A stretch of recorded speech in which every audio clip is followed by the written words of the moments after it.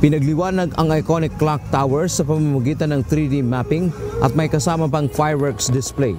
Ganito sinalubong ng mga residente ng Maynila ang taong 2025 sa unang pagkakataon. Pinagplanuhan na dito po natin gagawin sa iconic clock tower yung ating fireworks display ngayon pong taon. Nagsama-sama ang ilang lokal na opisyal sa kartilya ng Katipunan Grounds malapit sa City Hall para sa New Year countdown. Ayon kay Mayor Hani Lacuna Pangan, matagal nilang pinagplanuhan ang paraan ng pagsalubong ng taong ito.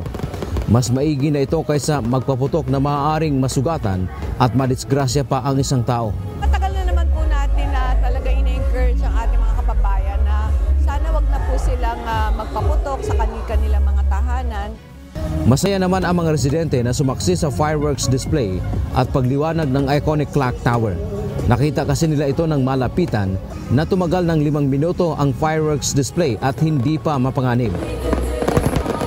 Pagpaputok po kasi marami ang na-aksidente, like putulan ng daliri. Yung fireworks, wala naman pong mas safe siya. Masaya sir kasi kahit nasa Saudi yung joke ako, parehas kaming nanood, sabay kaming nanood kasi video call ka siya.